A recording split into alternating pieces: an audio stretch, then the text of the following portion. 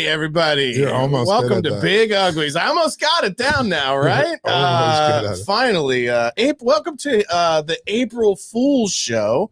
What's funny is I tried to invite a guest on this show for this week, and every single person I talked to was like, April Fools, there's no fucking show. But as always, you're here. Everybody, Mr. Big Spit, Carl Spitali. Hey, I'll be the April Fool. Yeah, you'll be the April Fool. It's my job, motherfucker. I am the April Fool.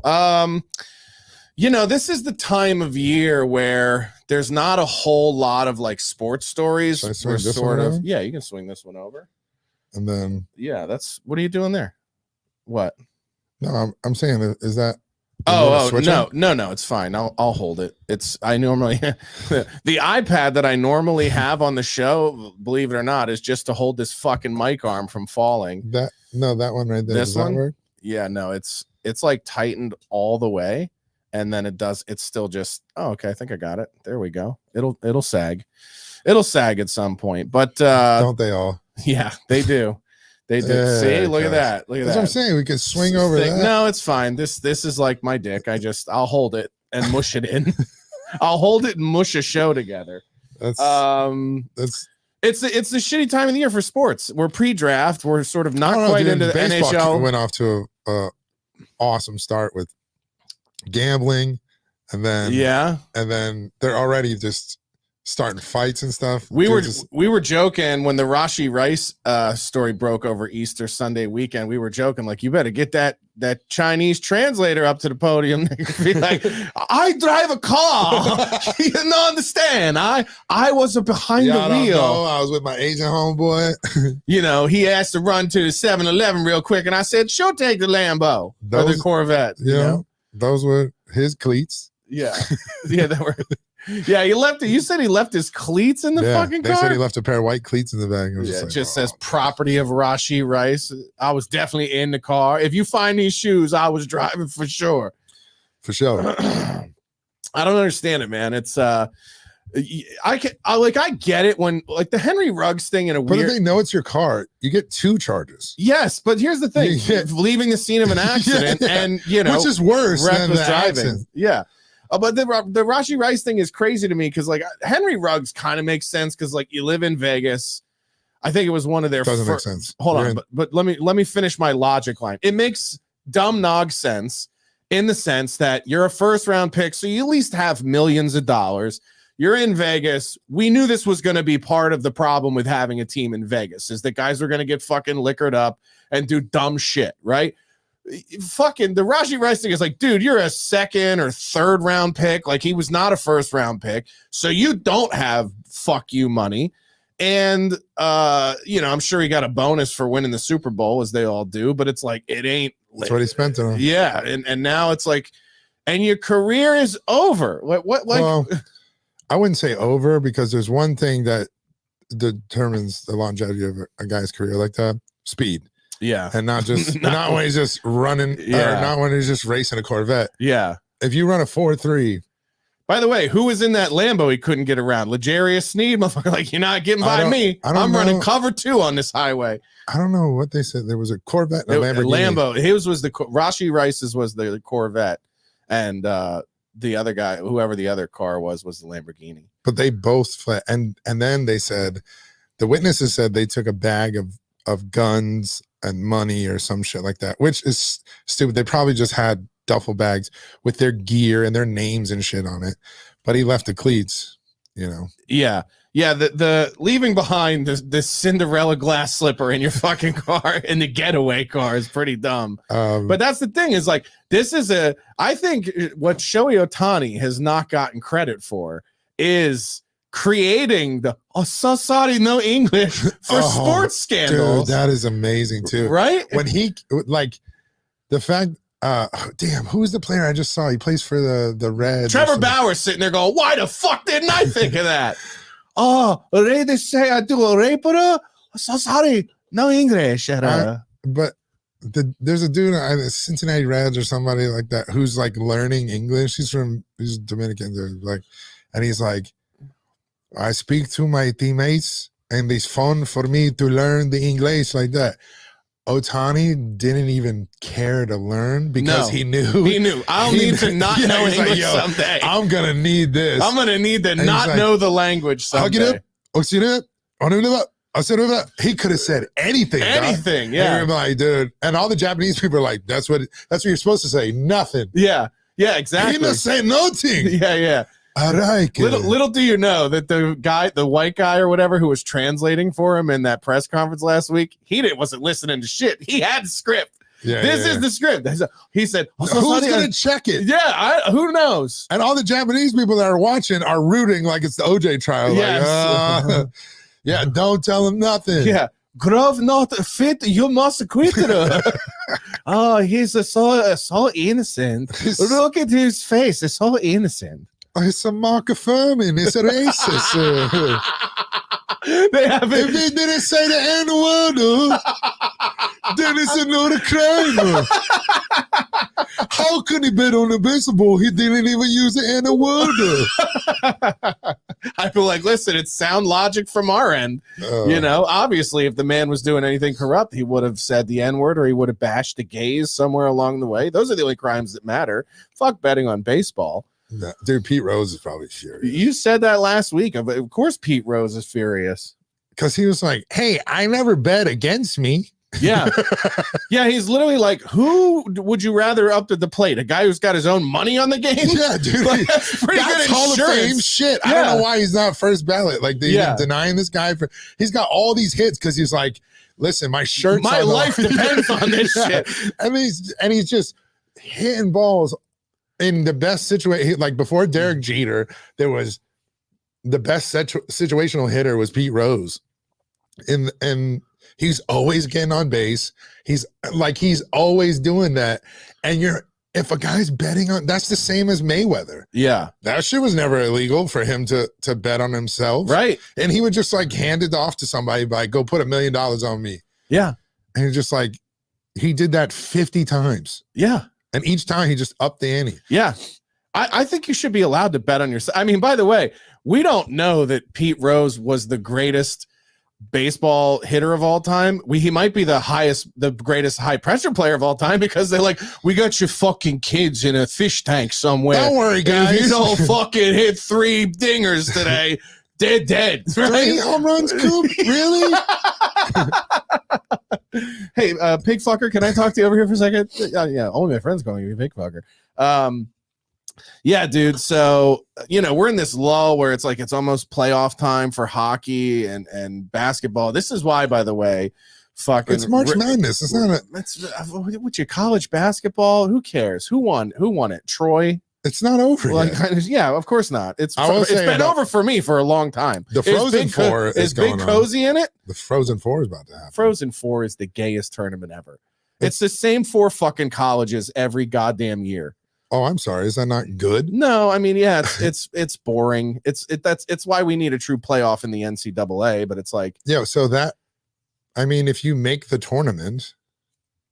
Yeah, but it's the same for like when you talk about, there are people who think, that Michigan is the only team to have both their team in the Final Four, Frozen Four, and the college football Final Four playoff. Yes, and they've done it the last 3 years. Yeah, it's because Michigan has figured out how to crack having both the best white and the best black athletes, right? Like I don't think they have the best blacks. You don't think they have the best black? Well, that's true. Who's the best? Georgia, right? No. I'm saying who's the best black Michigan player that's come out in a long time? The running back.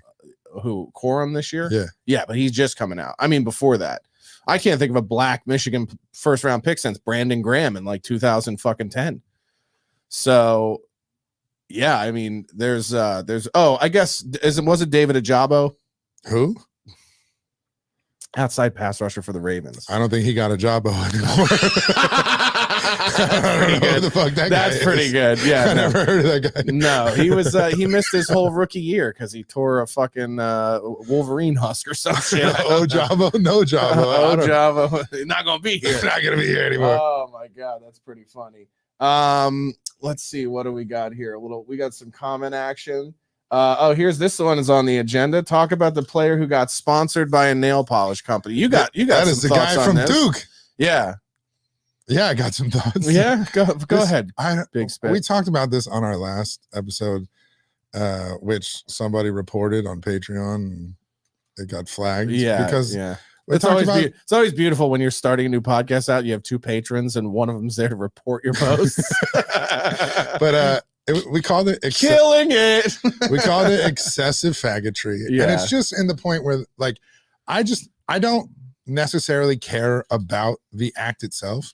I care about the people that go, just leave them alone, you guys. And we didn't even say anything we yet, didn't start, but now we will. Yeah. Like, you brought it to our attention, just like, and then so they're like, this Gen Z, I don't know what to do with them and shit. And it's just like, that's exactly why they act that way, is because all the people who have raised these motherfuckers or haven't raised them have allowed all of this shit of like I had a loudmouth playing football, and like coach is not liking me because like, well, this kid talks shit all the time. Yeah, I'm gonna make him run. I'm gonna do, but like I respected the coaches, and I'm not gonna fight coaches. I'm not gonna do any of that shit. Yeah, there's this shift in that not only I do what I want. You can't make, and I don't care if they're white, black, whatever. They are spoiled American brats. Yeah, and that's why in the NBA they're getting dominated by Euro players.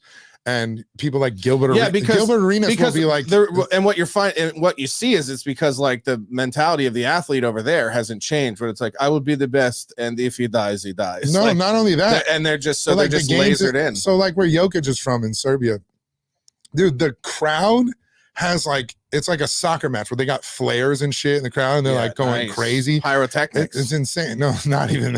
It's literally the fans and shit. And it's crazy. Like there's smoke bombs and shit going off. And so I remember Jokic going, like, he's up for the MVP. And they go, so what's it like for you? Like really like playing at this level and sort of dominating the NBA? He goes, bro, I play in Serbia. And like, that is a mentality that like Gilbert Arenas and all these dudes on podcasts don't understand when they're saying shit about these players. Like, man, they need to get rid of these soft white Euro guys. And you're like, really? That's why there's no defense in the NBA? I don't think so. Yeah. Because when they're 16, they're playing with grown men in their fucking leagues. Yeah. Whereas y'all AAU kids play 1 year of fucking basketball, and they're like from 8th grade, they're on a travel team. They don't do cock when they go to college. Just had a 1 year rule, so it was the one and done rule. You just have to play one fucking semester of college basketball. What do they do? Yeah, they went to school for a fucking semester, and then I went to school for a semester. But they have no guidance, no. And then my basketball career, and everything is just revolved around that. And then they added NIL to that shit. Yeah. So now the basketball kids are doing even less of a structure, or getting the real work in, like having to go against grown fucking. So in the new NCAA, these kids want to milk the NIL money. Yeah, they're staying longer. Right. Well, we said this about the NCAA football. So the one and done freshman squads who would dominate the tournaments is not happening anymore. Right. Okay. So it's all the fucking who's winning the tournament? Senior class. Yeah, like fucking UConn. Yeah. Who won last year? They are about to beat the shit out of more teams just because of that sort of thing. I don't know what my alma mater did. They showed up against Northwestern like some garbage. Yeah. And they would return a bunch of people. Now their coach left, Dusty May, and he just became the head coach at Michigan. Oh, okay. And they're already recruiting. So Michigan is now trying to do it in 3 sports, not just hockey, not just football, but basketball. Well, when I played, and I was looking at schools in the late 90s, and that's what prompted the move to Minnesota, was to try to play ice hockey for Division I college hockey team. And it was like where I lived in Pennsylvania, we didn't have, in my high school years, I was in Delaware. So we didn't have high school hockey in fucking Delaware. We barely have high school reading in Delaware. So it was I played for a university team. Oh yeah, I guess we could take that off. I played for like a. Hold on, before you go on this whole fucking thing about, so the kid from Duke got a deal from Sally something fucking beauty. Yeah. For nails. And that's part of the NIL. Those are NIL deals. Of course, yeah. Right. Sponsorship. So in them deals. staying longer and shit like that, you go, but wait a minute.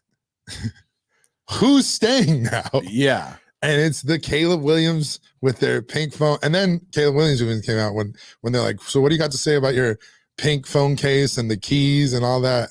And you know, his response was, "Your girl like it."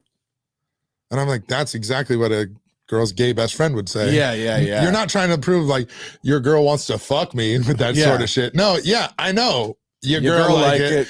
Because she does those things. Yeah. She holds her keys like this and dances to fucking Black Eyed Peas when it's played in an arena. That's that shit. Well, I don't know what he was doing, but like, and running. So now you got the dude from Duke. Okay. He's like, I don't care if y'all don't like it. And he's just like got his nails painted and shit.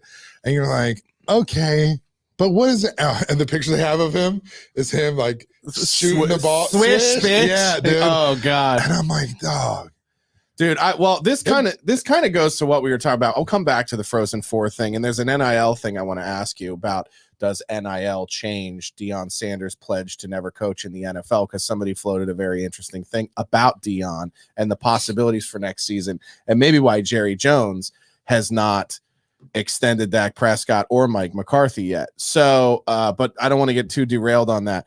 It's very hard to pretend that there's not some overarching, and I got to hide this because you're completely distracted by it. There's some overarching fucking gay agenda when you look at the amount of attention that's given to anything remotely gay that athletes do.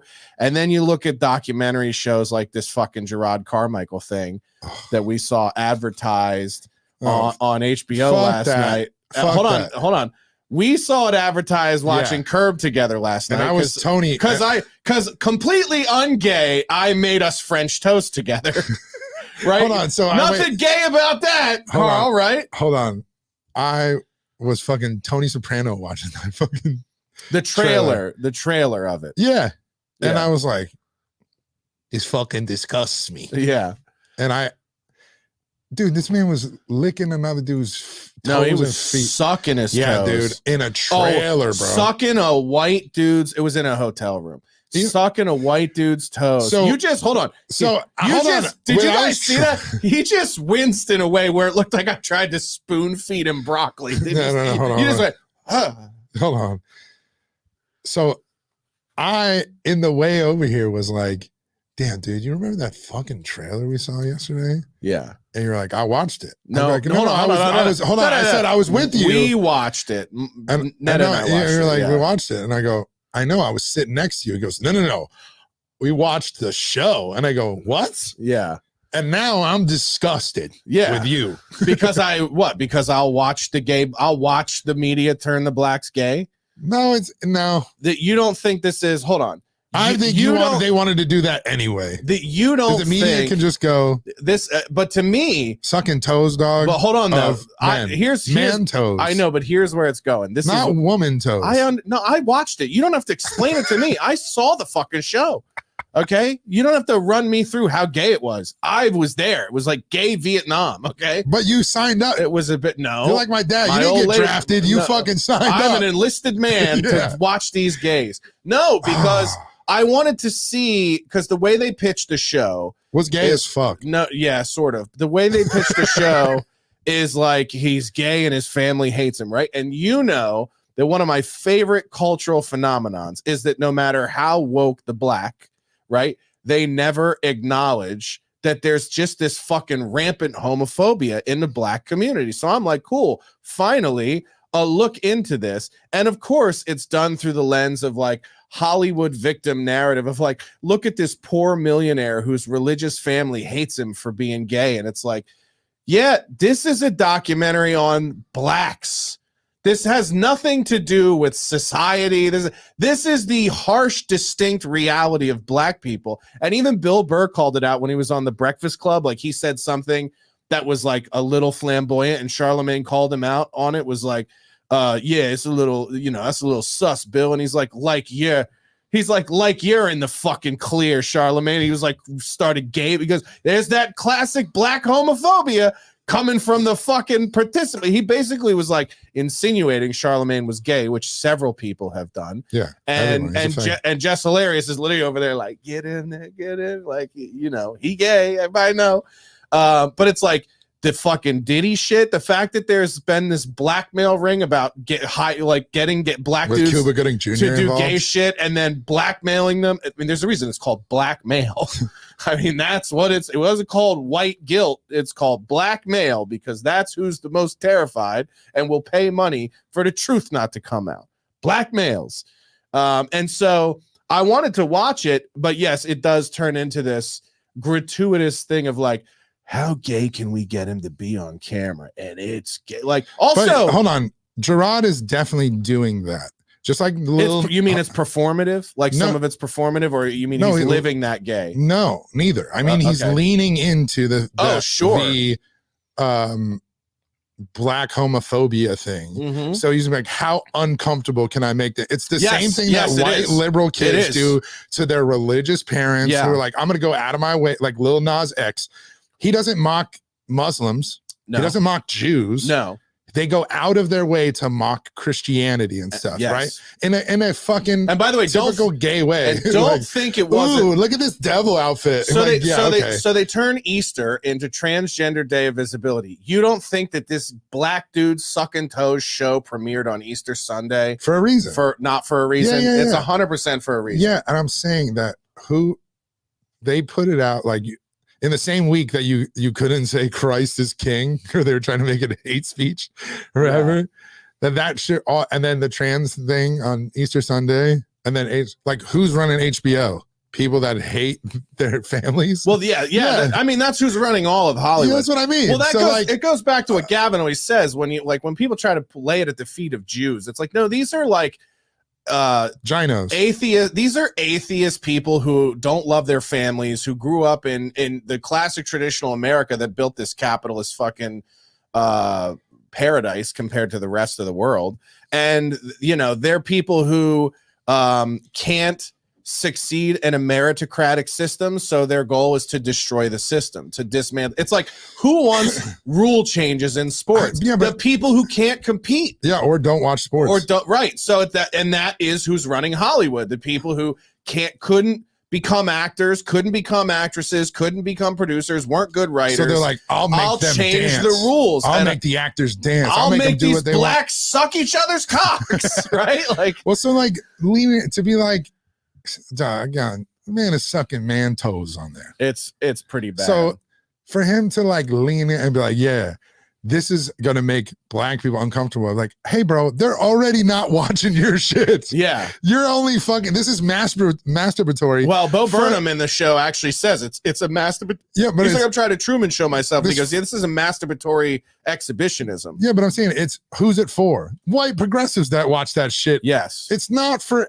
that black people so they're never gonna feel uncomfortable. Yes, ain't a single black person finished Easter dinner was like, let's watch that Jerrod Carmichael. He is witty and funny. Let's see what he do. And now, by the way, the thing that bothers me the most about it is how him being a fag has turned him into, in his mind, he's the guy who sits on a chair now when he performs and just pontificates.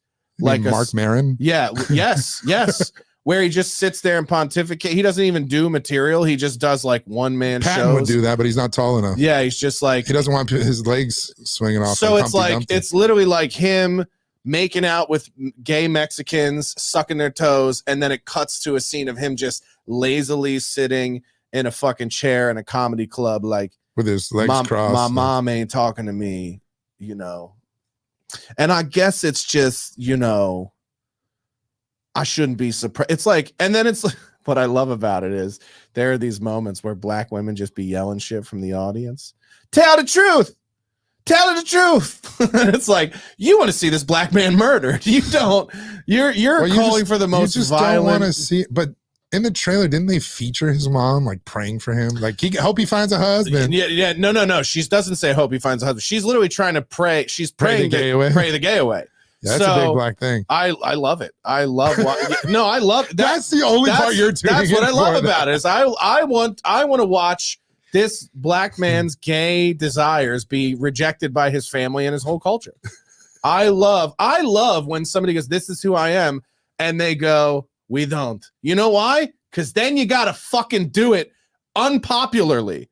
then you got to go be yourself. Like, this is what Ty Rivera and the gays I like talk about is like, we used to suck dick when it was uncool. Yeah. When you didn't get a fucking medal for doing it. That's being a real faggot. That's how That's you know playing the game. That's how you when you do it in the face of society and they go, ew, and you go, this is who I am. Like, that's how you got to do it.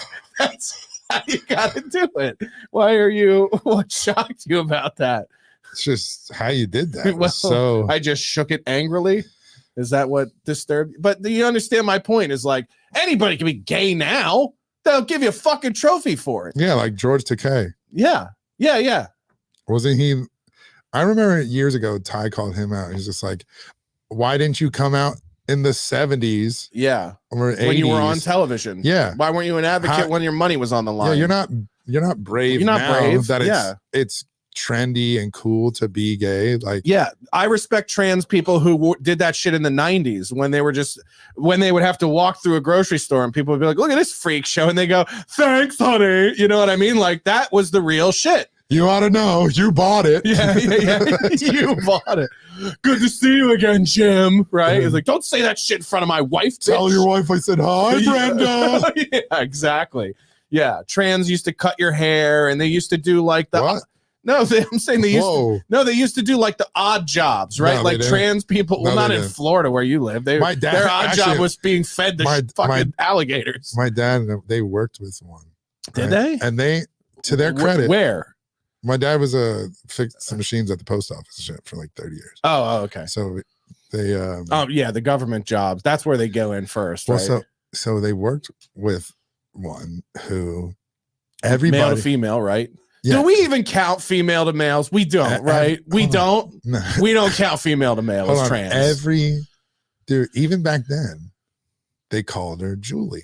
Which they didn't dead name them or anything like that because they're like, listen, this fucking guy thinks he's a broad, is doing machine work, right? And then it's just coming in every day, like, hey guys, And they were anyone else on there? By the way, they never, the old ones never used to live in fantasy world. Like, anybody else's pussy bleeding? They would. Well, that's why Mr. Garrison was a funny thing. Yes, they used to be like, they didn't live in a biological fallacy. They knew that they were doing something that was off. There was an acknowledgement of like, listen, we all know I'm not really a woman, but if you guys could just I'm here go along with me. Come on, it's got to be my period or something. It's that time of the month. Yeah, my cunt's just ripping shit up. That's what was missing. You don't get a period. Yeah. It's like, what? Are you trying to say my sliz isn't busted? Yeah, so Julie was like a thing, and it was always accepted by them because they're like, this motherfucker's willing to go through this. And it's not like they're not going to get roasted. Yeah, of course. So they were they would make like my aunt. It's like an initiation. My aunt worked if they can handle it, but they can only handle one. My aunt worked with one who was like, it was just a kind of gay. Trans was just a kind of gay. It was like a gay plus back then. It was like he fucks men and he does it as a pretend woman.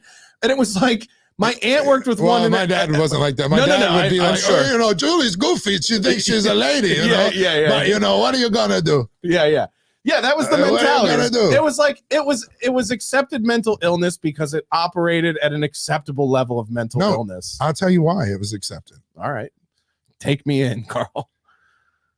Because they're biological men. Yeah. Which means their job they can still do efficiently. Oh, yeah. I like where this is going. Go on. See what I'm saying? Yeah. So that's why in the eyes, you're like, man, there's a lot of fucking dudes dressing up as chicks in the military. Hold on a second. Wait a minute. Hold on a second. They're probably still efficient. Hold on. Yeah.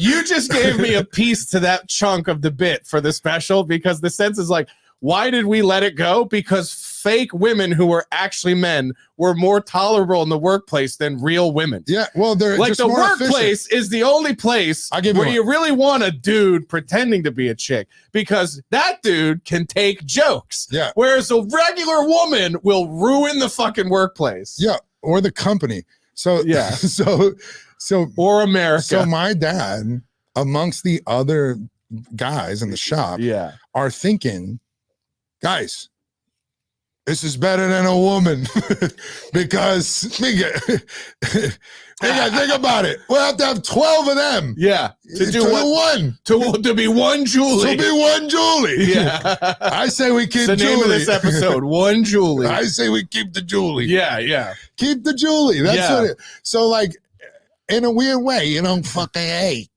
Well, it's like in my whatever. It's like in my bit where I say like nobody has a problem with female to male. We only have a problem with male to female when it invades women's spaces. But like back then, nobody had a problem with male to female because it took something away from a woman. Like, listen, if this is how we keep them out of the workplace, you ever wonder if there was a meeting where they go, listen, they want us to hire broads. Now, Phil. This is how Julie became a thing. We know you're a little. What if we took you dress and wig shopping and you were the broad? Because you're pretty good at your fucking job, right? You want to keep your job. You're in the union. You got a fucking pension for your kids, right? What if you were the broad and then we can all stay and none of us have to leave for some fucking fazoo? You know I think that's my Italian attempts. I think changing a guy to a chick in the workplace when it is a government job, I'm like, oh, dude, this was an op. Yeah, this is a great thing. Operation Dildo, or Operation Human Dildo. Yeah, or I don't know. Now, they call it something. They call it Operation Eunuch. Now I want to change the special name to Operation Human Dildo. That's so great. Hold on, Operation fucking Eunuch or some. They had some code that was just like, we'll put one Julie in every branch. Yeah. And then that way, we don't have to go like, hey, they don't hire women here. Yeah. You could be like, we hire women. Well, who's this? You don't think these are women? What the fuck is the matter with you? What if transgenderism, what if we, in this podcast, we make transgenderism a weapon of the alt-right?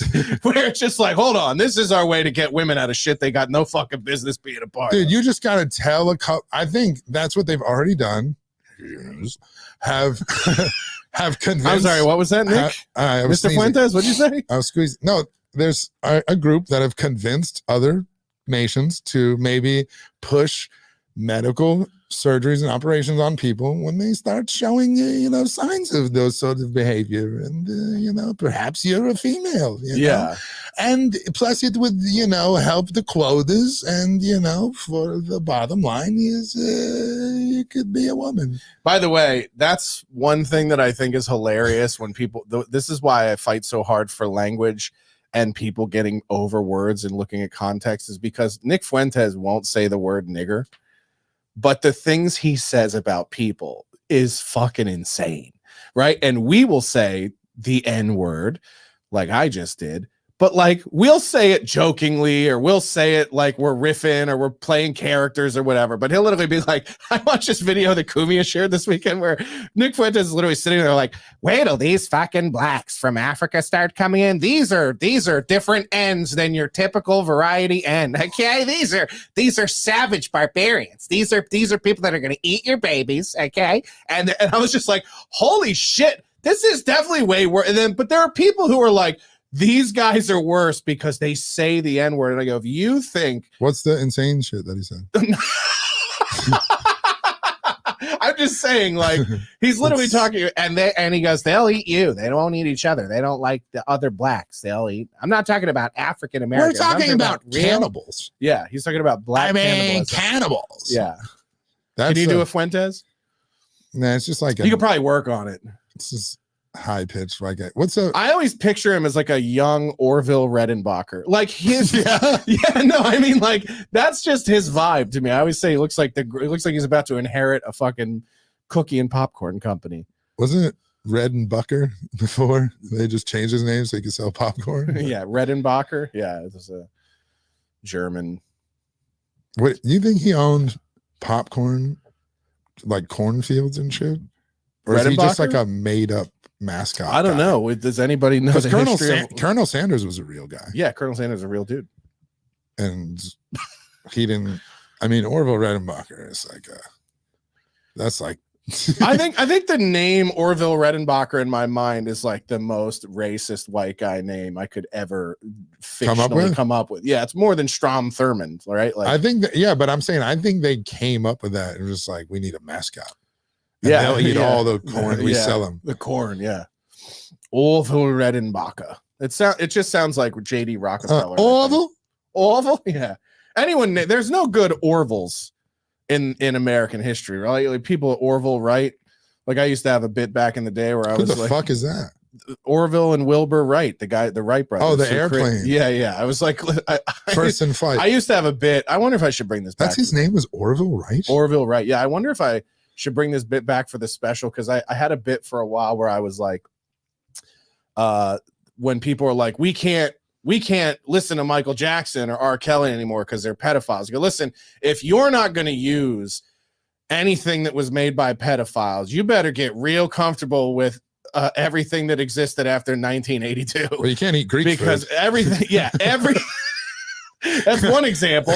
But I go like everything that was made before the 50s was invented by a pedophile. Like your grandmother was married at 12, you fucking idiots. Like, do you not understand? Yeah. So I was like, I had a bit where I was like, why do you think the Wright brothers were so desperate to get off the ground? Because they started looking at them side eyes with their 11-year-old wives. No, it's not pedophilia if we take them up into the skies, right?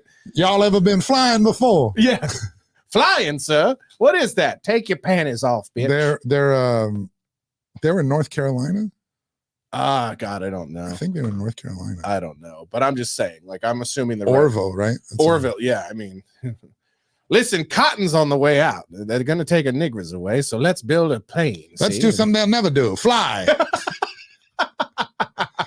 What are you going to put one of those wing flying machines in the sky? You're crazy. If Da Vinci could do it, we can do it. Yeah. Orville, you're mad. Yeah, exactly. And they were just like, I'm going to get up there and fuck all the 9-year-olds I can shake a stick at. Jesus. Well, I didn't do it. Why are you getting mad at me? I don't know. That just sounded fucking insane. Well, that's who builds an airplane? A madman who wants to fuck children. Like, why? I don't know. How do you know he was in like doing that for the betterment of men? Because the planes weren't big enough, dude. Exactly. No, the planes. If you were building something for you and the fellas, it would be bigger than a fucking 2-seater. You taking that thing up to get blown, dude. You got to be the first to do something, though. Yeah, but there's a 1-seater, right? Oh no, they both had to get on. No, yeah, the Wright brothers. Yeah, they're not flying without each other, and they're like, all we need is space for the two of us and maybe one small bitch, like for us to share amongst ourselves. How come her seat goes sideways? Yeah, exactly. Yeah. See, what you do is you put your face right there. Yeah, I imagine is this a window? Yes, it is a window. I imagine the early mock-ups looked like that gay future bike from South Park where they had like the tube in the ass and the tube in the mouth, and they're like, "Look, you don't remember what I'm talking about?" Yeah, I just got a real life visual of that. Yeah, I'm assuming that's how the first plane worked. Somebody send us the schematic. Ew. Yeah, dude. That's probably everything made before the 50s was made by someone who's probably a pedophile and likely a rapist. So get comfortable with it. I don't think so. What do you think wasn't made? Give me an invention you think was pure. Invention? Yeah, an invention. And I'll tell you how it's not. I'll tell you how it directly links to something pedophilic. Let's see. Gay. Before not air conditioning. Oh yeah, nothing heats you up like fucking breaking the law. You know what I mean? Guys sweating on the inside. Yeah, exactly. That's why you build air conditioning. Also, hold on a second. Here's the deal. What do you do with food so it doesn't spoil as fast? Why is it food? Just listen to me. Why is it food? Because everything I think about is food. But they're not. Let's not do this. No, what? How do you keep meat from going bad faster? You cool it. How do you keep them kids from getting too old too quick? You cool them. This is pedophile. Pedophile made air conditioning so that the kids he wanted to fuck wouldn't age faster. You're doing a lot. No, I'm just reading the room. I'm just seeing it what it is. I'm saying that I'm calling it like I see it. I'm a good referee. I'm saying people made things to make life better. Yeah, while they were fucking kids. No. Yeah. That's the whole I'm sorry, it's the ugly history of the world, okay? There's a reason. Go look at all the fucking Victorian queens and shit. When were they married? Yeah, but that's weird inbred royalty. That's not where we're from at all. We didn't come from that lineage of whites. I didn't. Yeah, where'd you come from? Romans? Yeah. They didn't do anything corrupt or gay or whatever. Hey, what are you doing? You Macedonians, dude? Alexander the Great? I don't understand what you're trying to argue. He was full Jerrod Carmichael sucking dudes' toes in them tents in the middle of battle. You watched it. Alexander? No, the show. What, the Jerrod Carmichael thing? Yeah. Just to watch the death of the Negro. I don't understand what you're trying to argue for here. I'm not arguing for anything. Everyone's pedophiles? No, I'm just saying it was the times. I'm saying that's the way it used to be. No. Yeah. People hated pedophiles back then, too. I don't think so. Yeah, they would just get stoned to death. Okay. And thrown off of cliffs. So, yeah, but the definition of pedophile was what? Under fucking 9? Because that's when they were marrying people. Yeah. You said before 1950. Okay, I understand. Let's not be ridiculous. And we also went back to ancient fucking Greece. So that let's not pretend that there wasn't a huge difference. The concept of age of consent did not fucking exist until when? Right? The 1800s. Yesterday, like 2 weeks ago? No. It was definitely after Nickelodeon. The 90s. Man. But you see what I mean? Is like they're gonna call you worse than Dan Snyder after this clip. I don't give a fuck. Like I'm just calling it like I see it. I'm not condoning it. Like no, I think the whole thing is gross. I don't think Dan Snyder did anything. Yeah, he didn't do anything. But I think I think people are fucking. I love the revisionist history that like the Gillis bit makes fun of, where he's like, age of consent, the man from Rhode Island, I don't know, 11. They're like, whoa, dude. He's like, why'd I gotta go first? Yeah. This is hard. It's like, yeah, we had absurd understanding of like biology and fucking what was right and wrong when it came to that shit for a long time. No. Yeah. That's why men at the time could come up with those laws anyway. Is because a little late. We knew what right and wrong was, and it's always been the case. I do love the idea, though, that they were like, sir, may I make the argument that they're never not retarded? It was just like, okay, 13's fine. You're right. Their brain, we have this. We have this. That's not why they make age of consent laws. It's because they might be retarded. No, that's what are you talking about? That's the whole reason. It's because their brains aren't fully developed, and some would argue they're never fully developed. Bodies. Yeah, but I mean, like, let's be honest. Let's be honest. Fucking people's reproductive organs, your puberty hits at a younger age than the legal age of consent. So do women. So it's like we live in a society where that's not the indicator. The indicator is we want people to be of sound mind, right? And you could argue for women the day never comes, right? So like I see where you're going. That's the argument that they probably made because they wanted to fuck 13-year-olds up in the sky in an aircraft. Okay. I don't think the Wright brothers were pedophiles. I think that prove to me they weren't. The burden of proof is on you, sir. But now you got to prove that you're not in the same logic. No, I'm an observer. I don't even like women, period. Okay. This is getting worse. No, it's not worse. You ever met one and talked to one? No, you just fuck them and throw them in the trash. And so you don't know what I'm talking about. But talk to one for 5 minutes. They're unbearable. Yeah, you're a liberated man. I envy you every day. That's how you view me. You think I just dispose of them and I have no feelings in any of them? I mean, some of them. Pretty good actor. Yeah, exactly. Yeah, it's not a portion. What percentage are we talking about here? That I really like? You might like 1 in 5. 1 in 5. I just said 20%. 1 in 5. We're dead on. We're not even off on the numbers. I said it at the same time as you. Yeah, 1 in 5. I really like though. Yeah. I can't. Somewhat a joy. Whatever would say about 37 to 45% range. Somewhat enjoy. What's a somewhat enjoy? Can watch a movie with them. Yeah. I don't like that. I already got 20% can watch a movie with them, can get through a movie with them, or get jokes.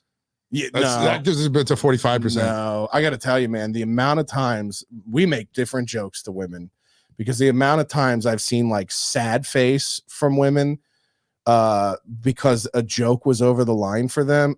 Nothing. That's why. But that's what I mean. That's the variance. It turns my fucking stomach. That's why it's like it goes from like 20% to like 11% to 48%. It's in that range. Yeah. You know?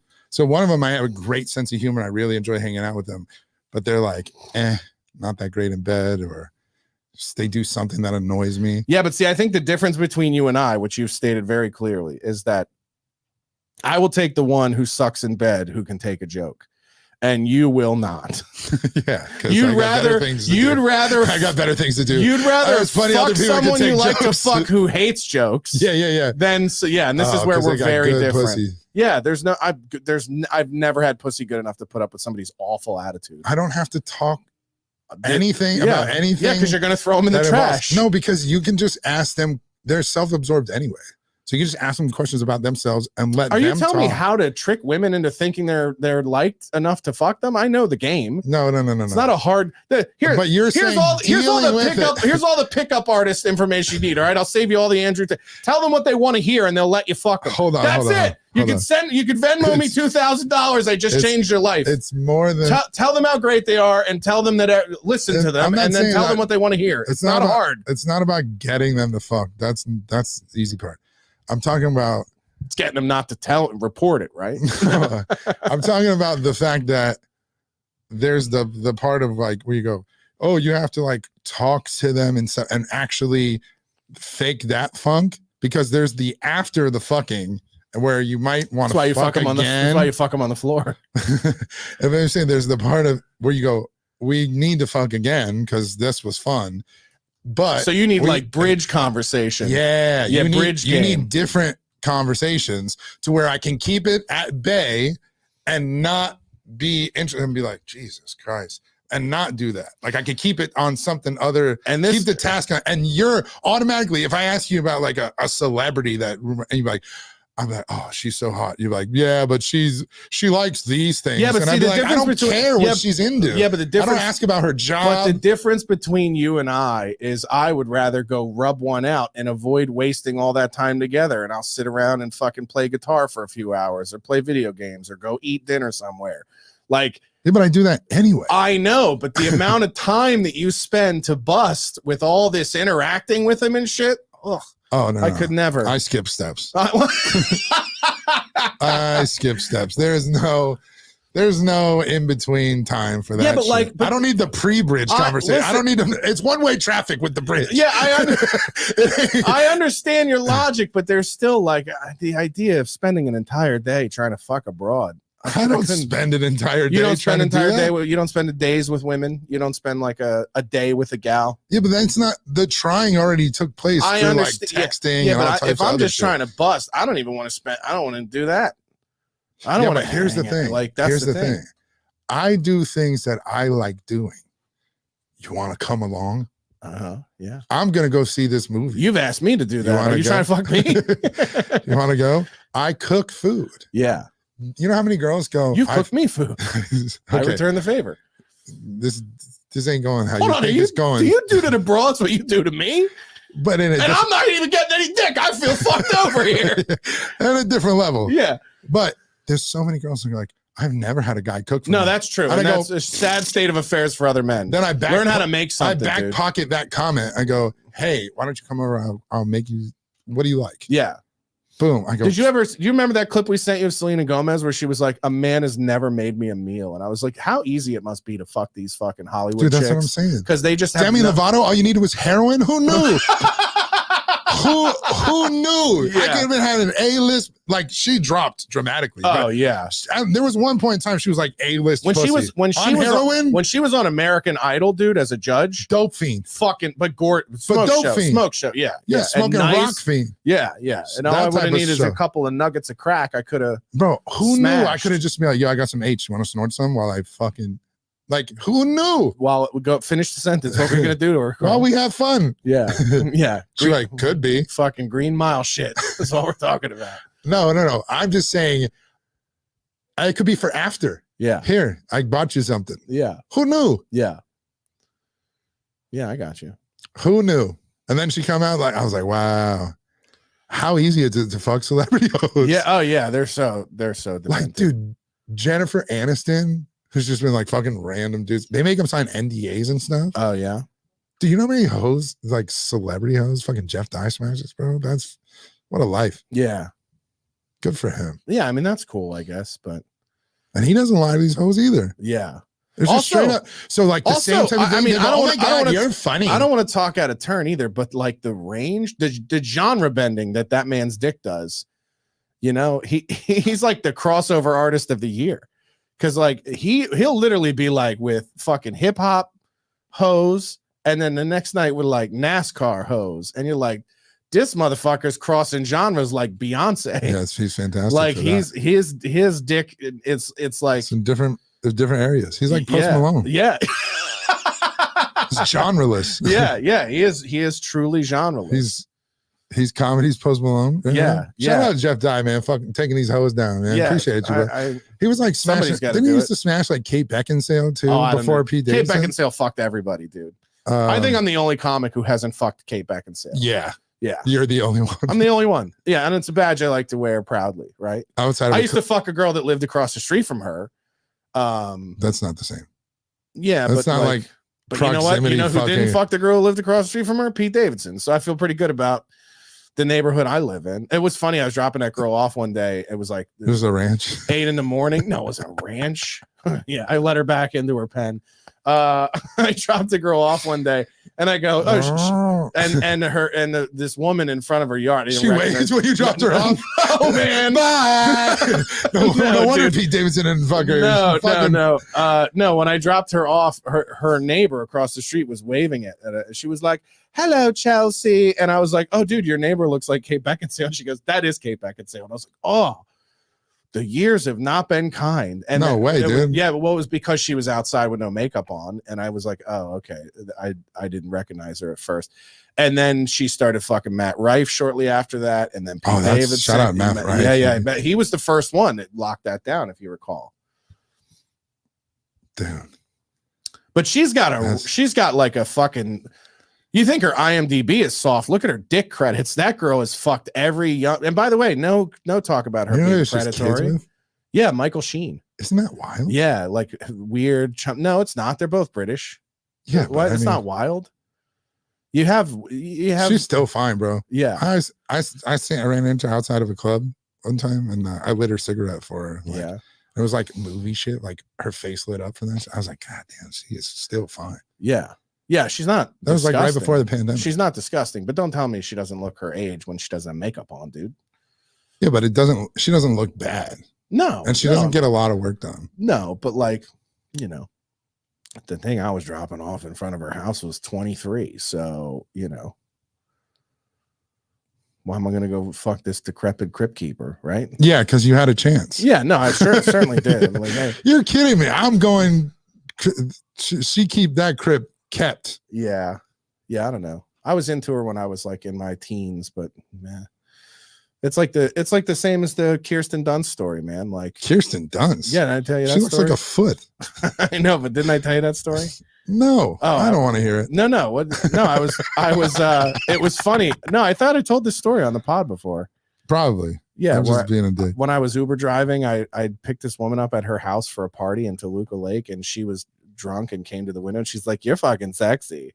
Kirsten Dunst said to me, and I go, "Yeah, she's just hammered. She's not into dude looks like me." And then she married Jesse Plemons, and then it was like, "You could have probably fucked her." And I was like, "Yeah, but she has that tooth." When she came to the window, right? It's Kirsten Dunst A-list, probably. She was in the Spider-Man movies, but she came to the window, and this is how gay I am. The first thought I had was, "He still didn't fix that tooth, huh?" Like, here's ridiculous. I know she was literally like, "You're cute." I wouldn't worry about that's a case. What's that? I would have worried about catching a case. What? Just being like, "Yeah, sexy." I'm like, "Yeah, you trying to do something?" Yeah. And then but you're a giant. Reported. Oh yeah. No. You just I would have logged off. Like, I wouldn't have stayed. You don't fuck logged in. You know, that's how you wait, who's Jesse Plemons? That's the plump Matt Damon? Yes. Yeah. Yeah. Fat Damon. Yeah, but I don't think. And now he's on the Ozempic or whatever. She's okay. You know what it was? This is honestly what it was. Is my childhood best friend, who was an Italian dude, was obsessed with her because she was like, because I'm gonna explain to you why. Because Italian dudes in South Philly loved like alabaster white Amish country looking bitches. Yeah, but why her? Interview with a Vampire. I like those bitches. Yeah, but like she was like 9. Yeah, but we were the same age. Like when that movie came out, we were the same age as her. She's my age.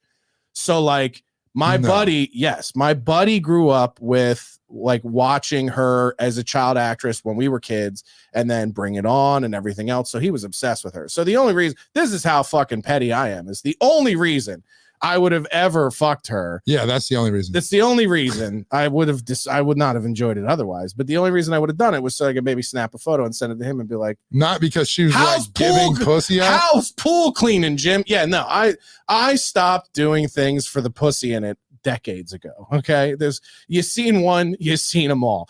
I will disagree. I will a different fundamental I point of view understand about that, but I only now C1. I now only fuck for spite. No, that's the reason. Mine is like either them or someone else. Mine is like Pokemon. Yeah, you got to get them all. Catch them all. Yeah, I know. It's why I'm gonna have to help you cut one up and bury her. No, it's the fans know. They know. It's just like, I remember Corey Holcomb years ago was just like saying, we need to. He was like, I want to just be faithful and be with a woman forever, but I can't stop fucking these hoes. Yeah. And it's like, damn, dude, they just every year they come out with a new model. Buddy, this is why I call you my blackest friend. Every year they come out with a new model. Literally, it would be like, yeah, I'll tap that ass. Yeah, yeah, exactly. You ever bring hot chocolate in the house again, you let a motherfucker know. Oh, that was 100%. I had some hot chocolate last week. Yeah, I know you did. You didn't have you talked a lot of milk in it. Talked about it for 3 days.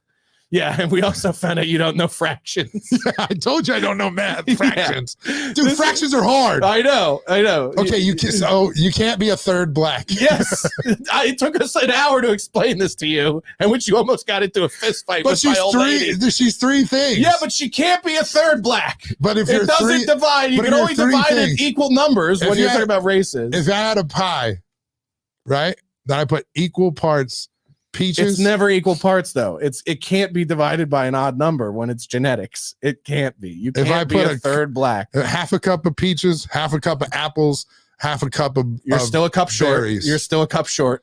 Hold on, I'm saying I put those 3 parts in to make up the ingredients that is the pie. Yeah, but you still need a full cup is the point.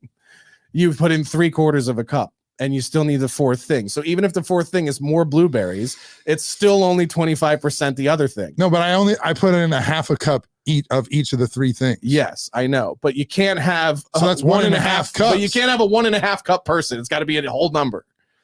I don't know. I don't agree. Okay.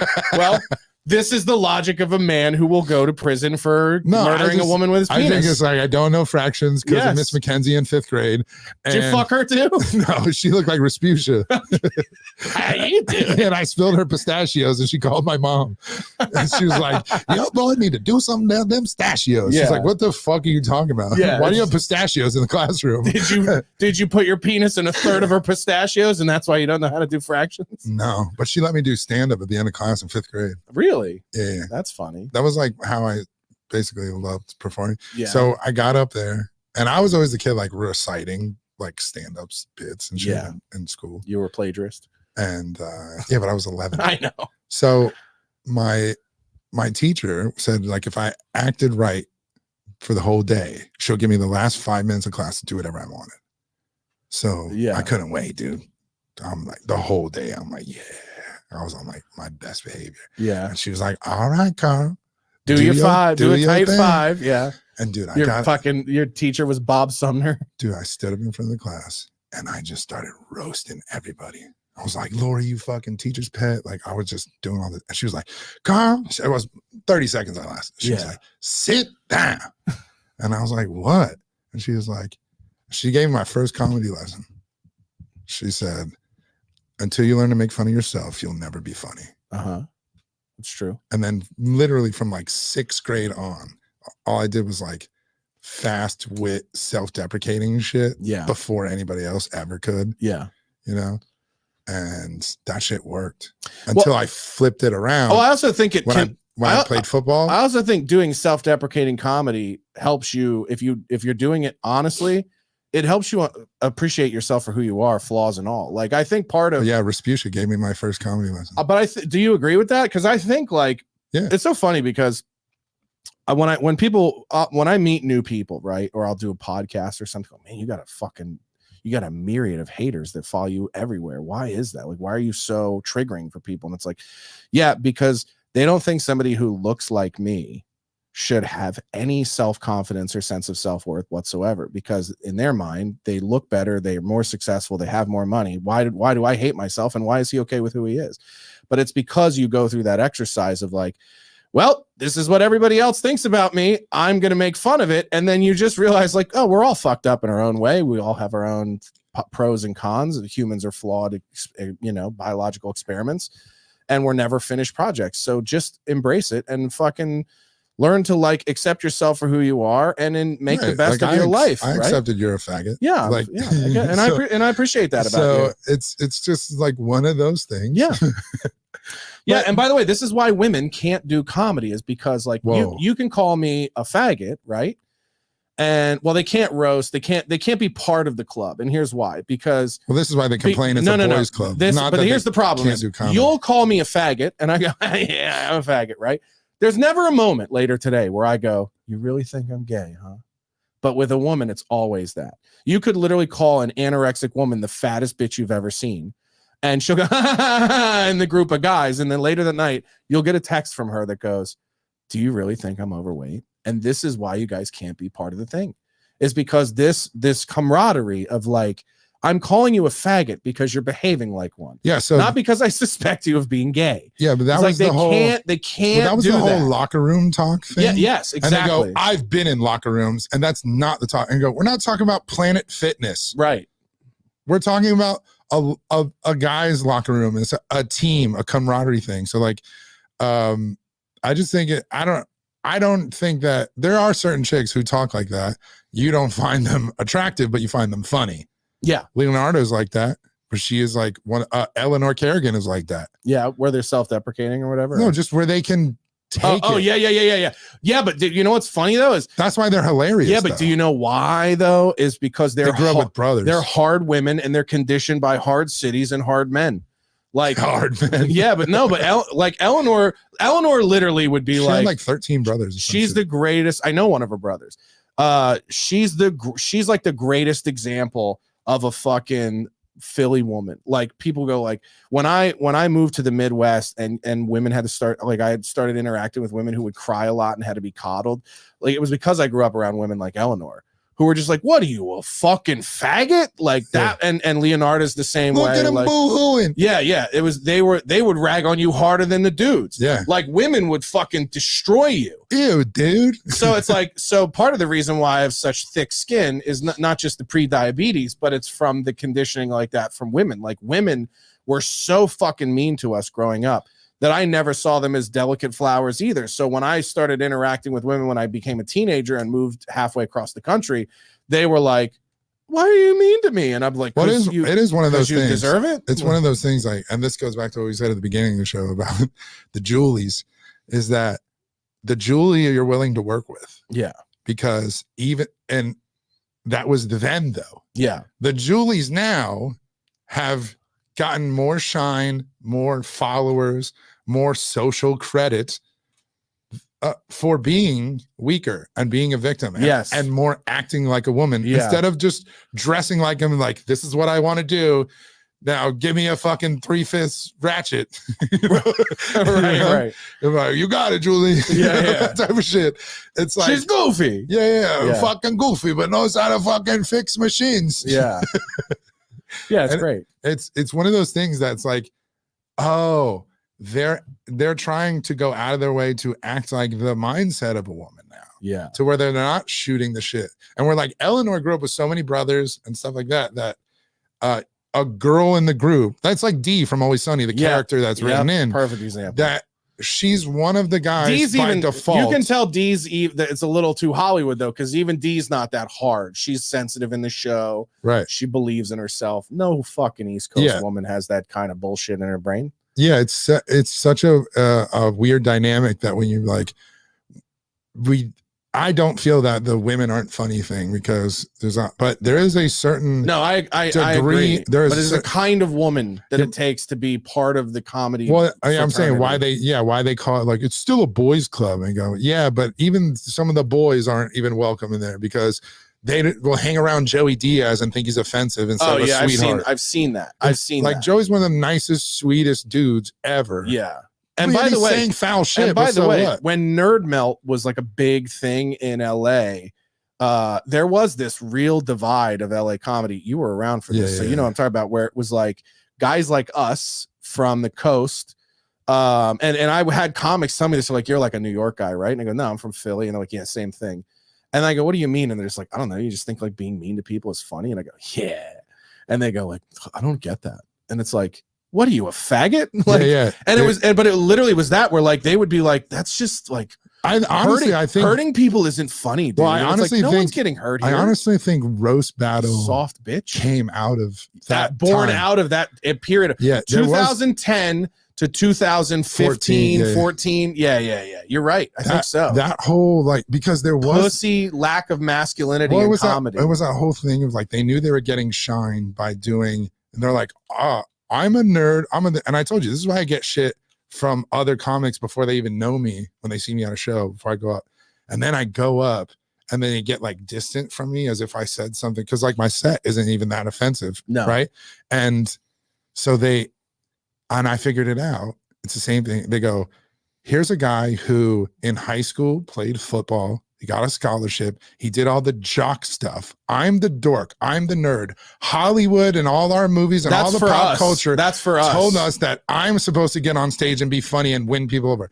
How is the guy who did that stuff get back? And somehow I remind them of some bully that they had. Yeah, same, whatever. Same. That's why those fucking HIV patient's cunt wife was like, he's like, he's so dark, he's so mean, we've never done anything wrong to this guy. Yeah, that whole thing, it's like a victim mindset. That persona, that in their mind they've created a persona for me that doesn't even exist. Just because they can't respond to how harsh it is to make roast jokes or mean jokes when they're done in jest. They're not done from the lens of like, I'm doing this to hurt this person. Yeah, it also proves the intellectual dishonesty of what they do, because if it were truly in good fun, you would receive it the same way. Right. The fact that you don't receive it well and you play this like, oh, what did I do to merit this or warrant this? It shows that what you're doing is not intended to be funny. It is intended to hurt the other person or to affect their business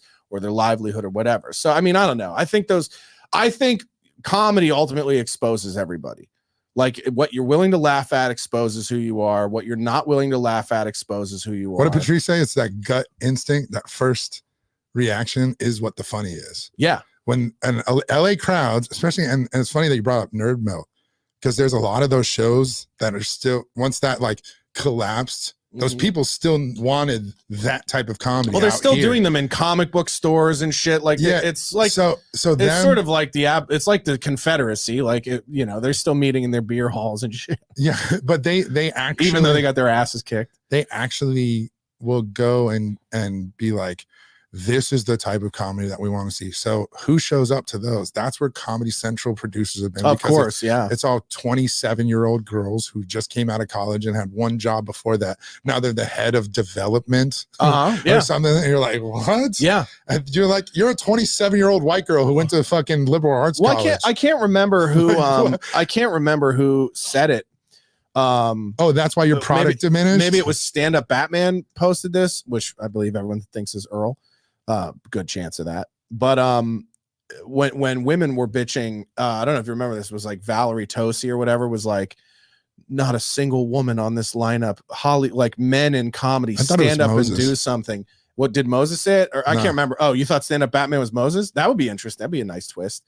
But no, she was like, do something. And then Stand Up Batman, or maybe it was Earl directly, whatever. Yeah, I was like, somebody should talk to Emily or Dee or Rita or any of all the women that run this fucking industry. There's not a single man left. Yeah. Adam Egan's gone. He's in Austin. And everybody calling that the best comedy club. I know. And it's like, I think the only guy left, and I don't even know if he's booking it anymore, is Jamie from Dynasty Typewriter, is the only guy with any sort of like power, booking wise or otherwise, that I know of in the scene in LA. Yeah, because every fucking thing is run by women, owned by women. Aaron from the Improv, who does basically like 10 West Coast And clubs of Rita's theirs there or whatever. Rita's still there, right? She Yeah. never left. But like She it's- left and came back. Oh, did you? Yeah. It's all run by women. It's all run by women. And by the way, the reason I love D the most out of all of them, and D, we do love you the most and wish you were still like in those positions, is because D is like one of those chicks. D would be like, what are you, a fucking crybaby? Yeah. You know what I mean? Like she's hard as shit. She also knew how to curate a cooks lineup. like a motherfucker. And she know how to do that. I don't know why she doesn't. Maybe she didn't want the hassle of doing it. It's a nightmare. It's a nightmare because you got to play with all these fucking West Coast babies who are like, I'm not getting my spots. And she's like, because you're a fucking whiny bitch. Yeah. You know what I mean? Like, I don't want to deal with you. You're fucking. But one thing about D though is she used to be like, yeah, because your last 3 sets were not good. Yeah, she would tell you. And she's like, well, what do you mean? She was like, well, you used to have this energy, or you used to have this. Like, I've seen her straight up tell people, and like, she helped me early on too, of the different energy I needed to bring when I was hosting versus when I have another book spot. She's like, I paid you to be the host, right? Yeah. So I need you to host and not worry about your material in the beginning. Mm-hmm. And all this, like, I was like, oh, okay. Then I learned how to be more off the cuff and interact with the crowd because I knew I had to get the energy involved before I brought up the first comic. Yeah. Because I'm doing a cold open as the host. So like, she used to put me on refried all the time. And that's funny. And it was funny because I always it's like Willie Barcena and those guys. Yeah, it was back then. And she would put me on refried a lot when I first moved here. That was the show. She would put me on the black shows and that show. And that was the show I did the most. She would put me on there like once a month or something. It was every Friday night, late show. And but I remember asking her about why she would put me where I was in the lineup, because I was like, I was like, oh, I feel like the room is, like when you put me towards the back, like it's already a late show, and I feel like I got to drag energy out of them. And she's like, dude, I can't put you up early. She's like, you do dark shit. Like they're not ready for you at the start of the show, and you could fuck the show up for everybody. And at first I was offended because I was like, you think I suck? And she's like, no, you're the kind of comic we can't put up early in a lineup because you're not for everybody. Like, so, and I was like very sobering, but very real. It's like, oh yeah, I'm not for everybody. That's okay. She's like, that's okay. But there's a spot I put you in the lineup because in a weird way, you're like the comic that you're like, the people who like what you do. Yeah, but that's also a grit teeth spot. It is, but it's yeah. And she's like, the people who like the kind of shit you do will wait through the show for someone like you. And then when you get there at the 7 spot or the 8 spot, they go, oh, my guy. Yeah, and it's also, what I mean? I was like, I didn't even think of that. It's also why Sam shows would work a lot too. It's like his lineups would be like the same way. Oh, dude, I gotta throw you up after. Because he knows he's gonna like throw Matt Rife up. Yeah. Or throw up he's got Bert coming out or somebody. And it's like, dude, he's not gonna put me before these motherfuckers. Yeah, and one of the nicest compliments Sam ever paid me was I was back there when I was doing Chaos when I had the TV show.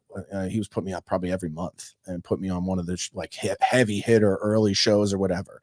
And I remember he came up to me. There was one night I was back there and everybody was arguing about Spot, like Bert, Tom, Dalia, Bobby was on there. They were all bitching about, I don't want to follow him. I don't want to follow him. I don't want to follow him.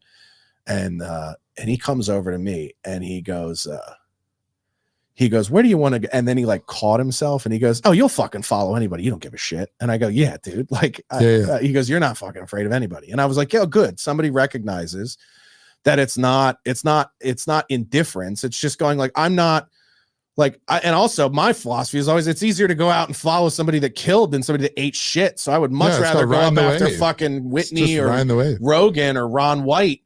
One of the times I did it, I think he put me up after Ron and before Joe.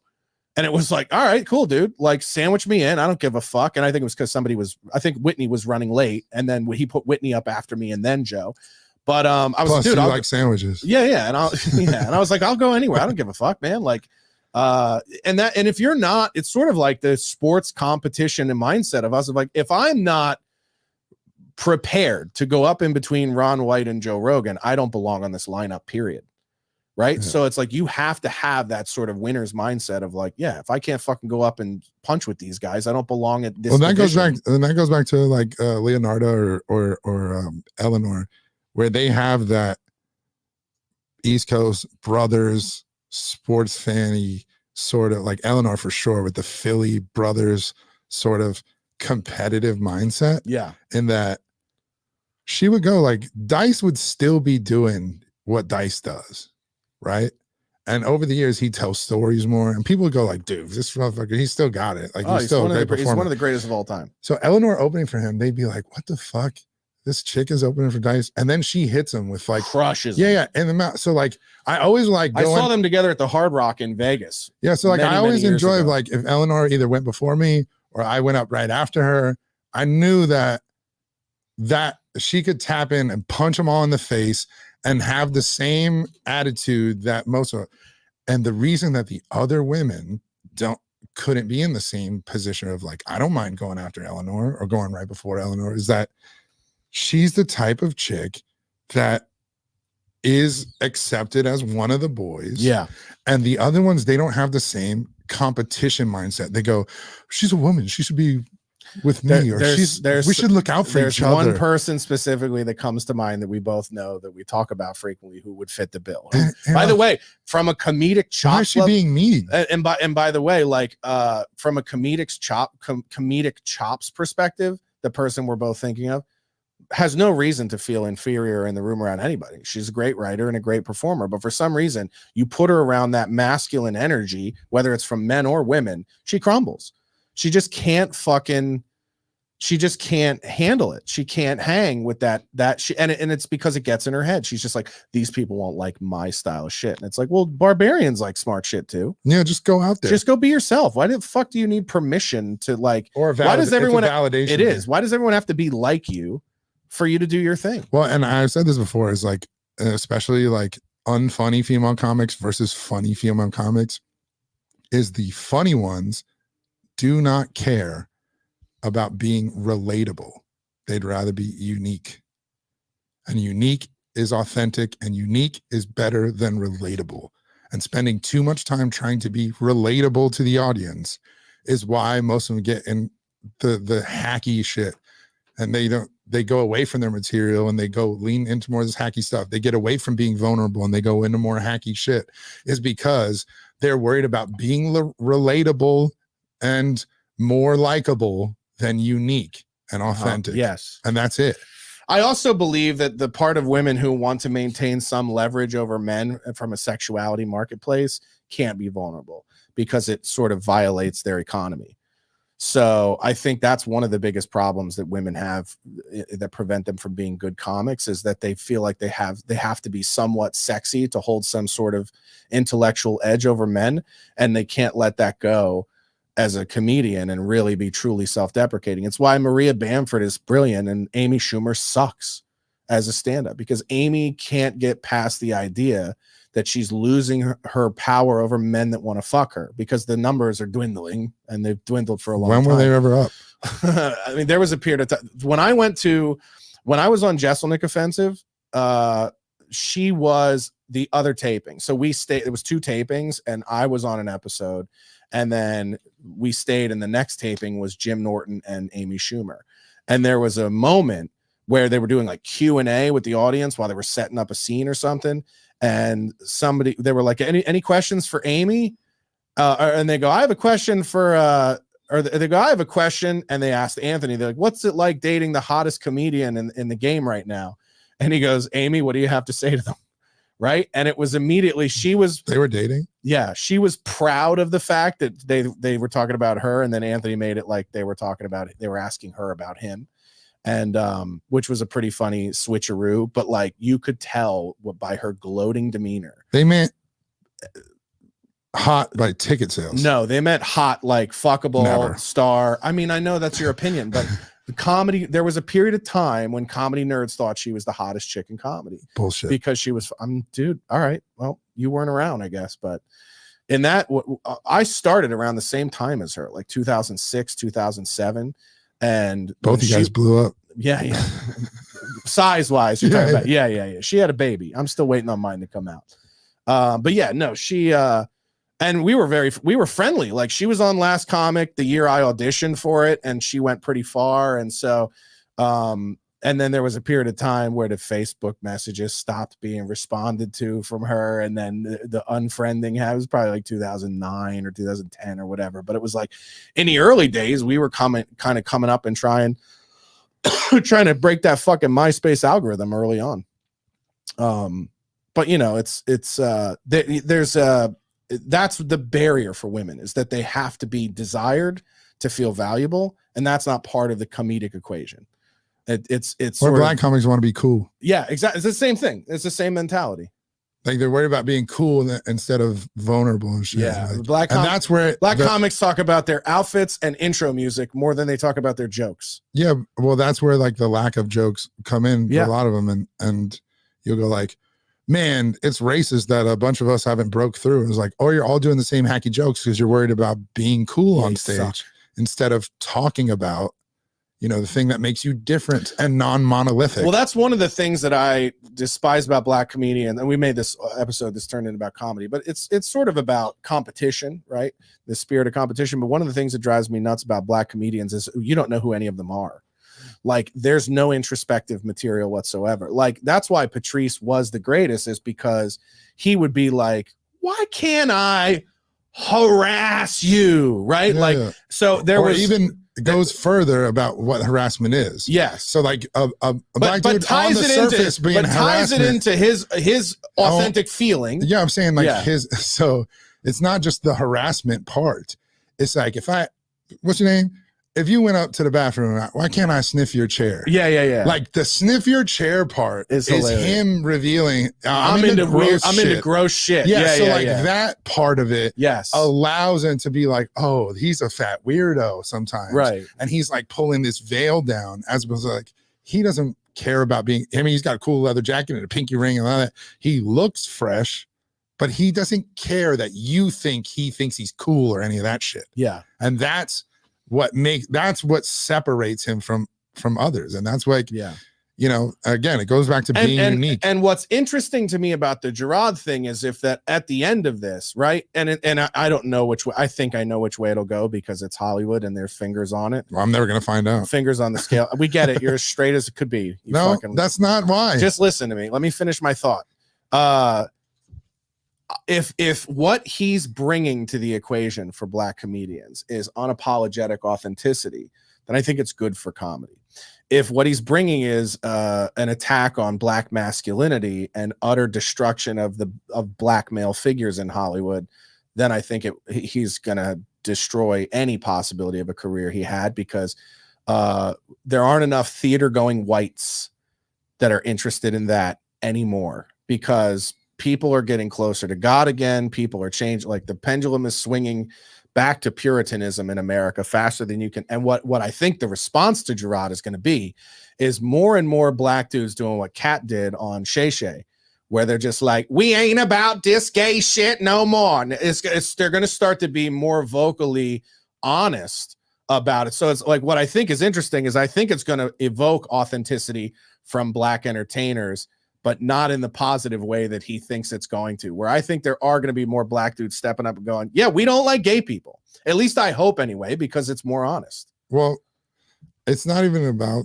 And then he's going to try to spin that as like, look at this intolerance. And it's like, yeah, would you rather people lie to your fucking face or be intolerant? I think that it has to do with more so that people are like, why he wants people to tune in is this thumb your nose at and being able to mock the Christians in his family, or the, you know, in their family specifically of his upbringing and everything that it stands for, and I'm sticking it to the establishment. And I'm sorry, but the clips they're showing him doing stand-up, he's not going to like, oh man, these are going to be amazing bits that people are like. I don't think it'll be that. I think he's trying to turn himself into just a public figure. Yeah. As opposed to like a great comedian. Yes. No, there's no intent. There's like, it doesn't even appear he's trying to be funny. Yeah. He's not even attempting jokes anymore. He's literally just going up and pontificating and talking. Yeah. Like it's very Cosby-esque. And I say that loosely in the sense that like Cosby's performances turned into talks and lectures later in his career before they took him down. And so then it's like depositions. Depositions. Yeah. That one got me. Yeah. No, I got it. It's a fraction of a word. But I mean, you know, I don't know. Like the human interest, the part of me that's interested in people, likes to watch these kind of things and see where they go. But I don't think it's gonna. I don't think it's gonna go where he wants it to or where Hollywood thinks it's going to go. I think it's going to elicit. You watched it, so I think maybe it's it'll going to be go a more honest. I think it's going to elicit a more honest reaction to fucking gay shit from black people, because I do believe they're tired of having it rubbed in their faces. And what's interesting is I want to see which black comedian is the first to put their foot over the line and go, I ain't with the gay shit. Who's going to risk that? Well, I just want to see who the first black comic goes like, this motherfucker was never funny. Yeah, but there's no risk in that, because you're just critiquing his ability at that point. It's a different Isn't that what thing it's about, though? No, it's not about that. It's not about that's a cop out, because what the real issue is that he's trying to use the gay thing to overcome any lack of funny or ability or uniqueness. That's what I'm saying. Them pointing that out is not a cop out. It's what the whole theme of my special is about. Is this fucking idea that our value is rested in identity. Of are we liberal enough? Are we gay enough? Are we conservative enough? Because I go after our team too, of like the self-righteousness involved in being a conservative and what people think that means. Like they're you know, I called this out on Twitter last week, where there was a dude who was like, who was he criticizing? He was criticizing somebody's comments. It was like some I think it was Steven Crowder. He was criticizing Crowder because of the stuff that came out between him and Jerrod or whatever. And he's like, this just proves that all conservatives are full of shit. And it's like, well, no. But the other problem is like, no conservative is ever good enough for you guys, because you're always trying to be more self-righteous than the next. And anytime one of us diverges from we don't hold the line of what you think conservatism is, and Owen is the best example of this. The minute you give him a reason to put himself ahead of you as a conservative, you're not even conservative anymore, right? So like, there is no loyalty to individuals. It's loyalty to some groupthink mindset. That's no different than the left. Saying you're not conservative enough, you can't even call yourself a conservative because you don't hate porn. I don't give a shit about porn. If it's consenting adults, I don't give a fuck what they do. Steven Crowder's just an asshole. No, but don't pull off the point. This isn't about Crowder at all. It's about the comment that I was responding to. So, I just thought that's what all the critiques last week were about. Yes, it was like, yeah, but the arguments that they make indicate what their real issue is that if you're not conservative the way they're conservative, they will throw you to the wolves, and that's the same as liberalism.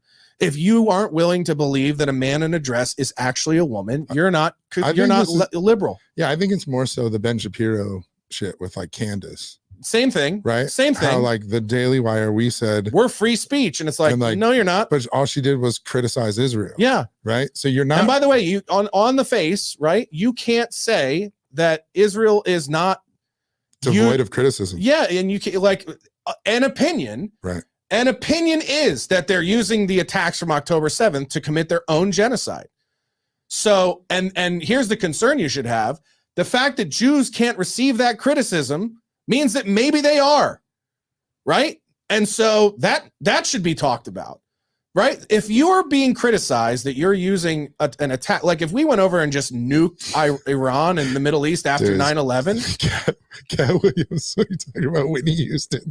What's that? It's the same thing. It's like Cat talking about, if you've been accused of being a crackhead for 20 years, damn it, you probably smoking crack. Yeah. It's like the same thing. It's like, dude, they've been accusing you for a long time of things. I know, but that's my point. Maybe there's something. Yeah, so it's like if we went over and just did our own genocide of the Middle East after 9/11, like you could argue that it's vengeful and it's a response, but you couldn't argue criticism that it is genocide, right? Because you're killing innocent people who had nothing to do with it too. So if Israel is unwilling to face that criticism, then they're right to be criticized. And you should, again, come by it honestly. Like that's one of the things I appreciate about somebody like Gavin, who's like, yeah, I think the whole Middle East is rotten and I don't give a shit if we bombed it off the map. It's like, at least that's honest.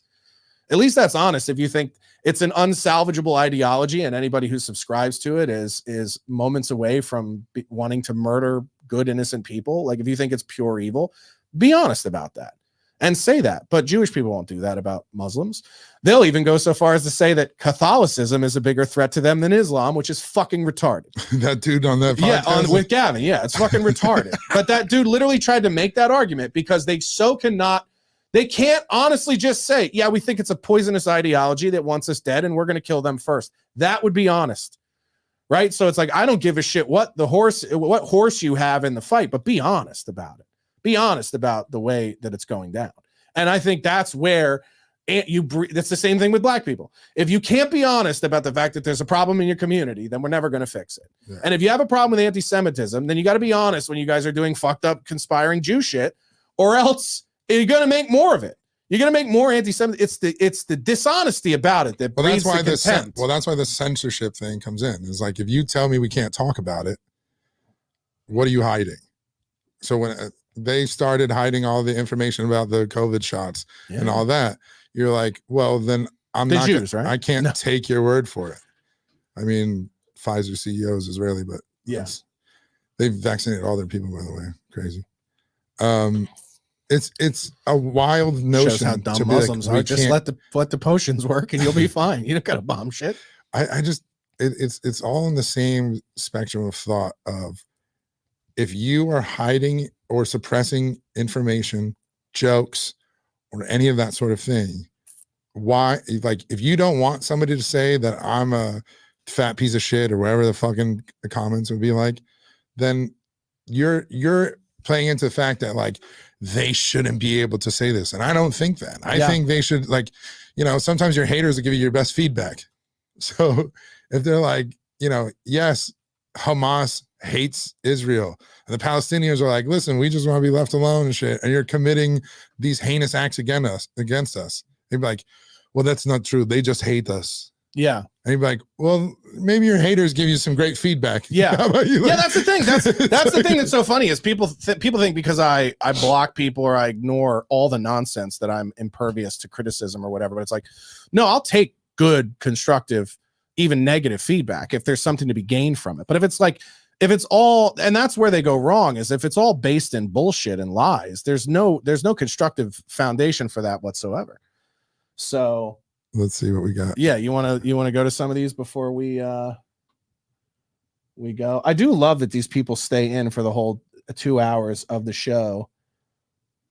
Israel is just defending itself. Yeah, that's the comment that, like, that is it just that, or are you guys taking it up a notch? Or are you sort of trying to make a statement as well? Like, bunch of Phillies fans in the chat. That very well may be. They are defending themselves to an extent. Corey World Peace, who you think will win the Final Four? I don't watch them. Give me UConn. UConn. I got UConn, Corey. This is why so they will serious. Corey. They will find replacement blacks. That's true. Yeah, that's the question. Is Jerrod the new? Is he replacement Diddy? That's a good thing to bring up. The as far as like any replacement theory stuff goes, when it comes to immigration, they know that your fellow citizens, who, even if you don't like them, if they're liberal, conservative, or whatever, Schumer greater than Denny. Yes, she is fatter than me. That's a very good observation. Her cheeks for sure. Dude, she looks like she Cabbage Patch. Got all the acorns, all of them. Anyways, the immigration thing, they know that Americans, no matter their background, who live here, who have neighbors, who are, there to protect and serve, will not carry out orders on American citizens. They know that about the service members right now. So they're going to incentivize them to join the military for the promise of citizenship. And they will do that in order to get them to follow orders blindly. And if anybody who will follow orders, kill Americans, that they don't care about this country and they don't care who came before them, they just want the citizenship and the money, they'll do it. And that's the actual replacement theory. It's not, it's any race, anybody who is going to listen to that shit. So whoever asked about replacements. Corey asked about The Rock at WrestleMania this weekend. Don't care.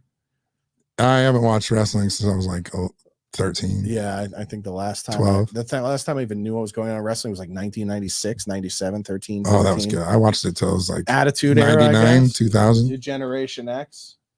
Somebody says, stop wearing stupid violence hat, Denny. It's a fucking clothing brand, you dumb dick. It's about hockey. Unless you're turning up a tearing value meal. See, you don't even know what you're talking about. I don't eat fucking fast food anymore. I can't. They send us all the deals though. This guy goes, your guitar sounds like shit. Have you heard it? Yeah. I posted a video on the Reverb listing. Everybody, the dorks were all in my comments trying to trick me into posting audio clip, and then I was like, well, real buyer's going to want this anyway, so I'll just do a tone demo and put it up. I don't give a shit. Yeah. And by the way, it sounds fine. It sounds like what that guitar is supposed to sound like. I don't make the parts. I didn't craft the pickups. Yeah, they're nice pickups that you didn't build the pickups. Yeah. Yeah, there's got to be more comments. This is what you guys. Spit seems so somber. He's so over this. Yeah, no, we're about to divorce any day now. I love how much people project and read into this. No, you're thinking about your marriage, you fucking loser. Somber. Yeah.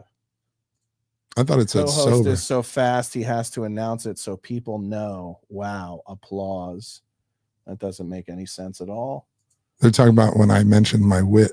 Oh yeah. This one's good. Real good comment. Two liars making shit up. Prove it, faggot. What else? Co-host is above math. This one's true. You don't like it. It's not for you. Listen, fractions. Dude. Anything that can't be divided by dick is a problem for you. That's the only, there are people writing at Corey, huh? Yeah, Corey's an actual fan. And I know, but co-host, you say, my name is Carl. Yeah. Address me. The old Josh yelling as soon as Big Stits. Yeah, we're bad at that. I'm bad at that. I'll admit that. I'm bad at talking. See, your haters give you good feedback. Yeah, there it is. Constructive one. Josh yells over Spit. Yeah, it's tough because sometimes I'll have a thought. I have long thoughts. Yeah, which is annoying. I know, but it's. I also do all the fucking work around the podcast. I try and steer that ship sometimes. Yeah. Plemons has money and a career. Definitely has more money than me. That's for sure. Eagles will mess up their first round draft pick. That they will. Yeah, they will. That they will. They'll it'll be a Jalen Reagor draft where they take the wrong motherfucker. Why do you do this, Denny? Because I want to. Isn't it great to just do what you want to do because you want to? Why do you hide behind a name Z-Man? I bet you're not the man. That's probably Xander. Why do I do it? Because you can't stop me, you fucking faggot. I don't even know who that is, but he sounds gay. Yeah. Liar. Again, prove I've lied about anything ever. Josh is purposefully holding you back, Spit. It's obvious. Yep, that's me. So you think what? I'm talented and you're great and you're sticking around? Thanks. Yeah. I don't know. These guys, this is funny. These guys have had a lot of interactions with Kate Beckinsale. I think that says more about her than it does about us. It's not my fault that she's in our circles. You know what I mean? I just thought I had one interaction with Kate Beckinsale and I thought she still looked fine. I lit her cigarette for her. Somebody said a podcast while doing Uber rides would be a good choice. Let me tell you something. 10 years ago, when I was one of the earlier Uber drivers, every fucking person in Hollywood was trying to pitch an Uber comedy show. As a matter of fact, I did a bit for Not Safe with Nikki Glazer, where we drove around and talked about Uber stories, like crazy as shit. And I told her about the time I took a kid with Down syndrome to a prostitute. And it was fucking hilarious. It was a funny story. It's a true story. And she loved it and loved it and loved it. And the producer, who is Jacqueline Marfuji's husband, I'm drawing a blank on his name, but he was Italian, dude. Yeah. Fucking awesome dude. I love them. They live in Vegas now. I love him. Tony, I can't remember his name. No. It's like Sal, Chris or something. I can't remember. Hold on, let me look it up. It's going to drive me nuts if I don't remember. Sometimes you go reaching for a name of a person, and you can't. It's irrelevant. Fucking at this point. Jacqueline Marfuji. Who is this? It says, ouch, story didn't even land with Big Spoon. Tommy Caprio. Caprio. I said Tony at first. Yeah. Tommy Caprio was the producer of that show, and he's like, dude, it's one of the funniest things, and S&P would never let you talk about taking a retarded kid to a fucking prostitute. And the story was funny in the sense that I was like, he goes, the way I see it is I could spend a lot of money on a girl as my girlfriend and never get laid, or I could give the money to this girl and definitely get laid. And I was like, don't ever let anybody call you retarded. Yeah. You're the smartest motherfucker I met today. Yeah. Because I was worried about the kid, because he was like, can you take me to ATM? And I was like, it's fucking 2 a.m, buddy. Like, are you being shook down? Like, are you being robbed? Like, what's happening? And he goes to can't be shook anymore down. Can't be shook anymore down. Dude, but he can only get shook up. But he literally like went to a fucking 7-Eleven ATM and pulled out like $1,000 in cash. And I was like, first of all, is this state money? Where are you getting this? Is state money, probably. But I was like, dude, are you okay? You're not in trouble or anything, are you? And he goes, yeah, I'm not giving me my girlfriend. And I was like, you got a girlfriend? He's like, well, yeah, I call my girlfriend, but she's playing for the girlfriend experience. Yeah. And literally we show up and it's like some fucking Ukrainian Eastern Bloc prostitute in Ugg boots on the fucking steps of a dilapidated house in fucking in Transville. You know what I'm talking about? Santa Monica. Yeah. Transville down there. Terrible. And as he's explaining it to me, I go like, what am I doing with a girlfriend? This motherfucker's got the whole world figured out. Because he feels no shame. He's like, listen, what am I supposed to not bust? That's what I tried to say about Robert Kraft. Guy's a billion. What is the point of being a billionaire? You can't get hookers. Yeah, dude. Who gives a fuck? Anyway, you got anything you want to tell the people before we get out of here? We're like way over our time. I don't really care. You don't care? So what's you don't want to plug? You're going to be 422. We got that coming up. Oh yeah, that's the end of the month. We got 2 more shows before that. Yeah. Check out I think Biggest Problem. That might Friday. We're gonna have a crossover. Yeah. So they're gonna be here. Well, I don't know if they are gonna be here because or we go there. We're definitely going there Friday. I'm just getting the okay that it's all 4 of us because it's a tight room. But and that's a lot of fats in one room. It's a lot of fat. I mean, me and Vito. And Dick will never look better. Dick will never look better than he will in a room with the 3 of us next to him. But that gives a whole new meaning to us. So I think we're doing Biggest Problem Friday, and then Dick for sure will be here on Monday. And Vito texted me at 4:30 in the morning this morning and was like, I don't think I'll be up. And I go, well, now would be a good time to maybe shift the schedule so you could plan to be up and join us for a thing. Why are you up right now? Yeah. Well, what are you doing? And he's always like, I'm editing, right? Like, I don't know what's up with you fat fucks being night owls. I'll never understand it like that. Well, after 3, you got to be like, all right, I got to get to bed. Yeah, but you can't make yourself go to sleep. Yeah, you can. How do you make yourself go to sleep? There's all types of stuff. Jerk off, melatonin, pet your girl. Yeah, no, that don't comfort me at all. That gives me anxiety, dude. When I pet her, she's gonna want a foot massage and nuggets in the middle of the night, and you know what I mean? Like, you don't know what it's like to have one in the house all the time. Okay, it's not comforting ever. Yeah, it's a fucking everything. Ugh, and it's never good. It's never what you thought it was gonna be. That's just like this show. That's why I watched a Jerrod Carmichael special, because I was like, what's it like over there with those gentlemen? Same show. You guys are sucking toes on the couch. I know. Well, I don't suck them, but I do have to fucking rub them more than I would like to. It's a never-ending thing. April 22nd. Taping of my special Goliath at the End in Torrance. Tickets are free. You can go to my website, or you can go to Instagram, Twitter, whatever. You can find links there to go to it. I'll be with Nick Romero and the rest of the Machine Gun Comedy crew, David Hon, Aiden Block, in Tucson, April 18th. So if you're in the Tucson area, come on out to that show. That'll be fun. I'll be running a lot of the new material for that. And then there'll be some stuff in that performance that will be in the next thing that I do that won't even be in this special. So come check out those shows. And I think that's it. We'll see you guys here next week.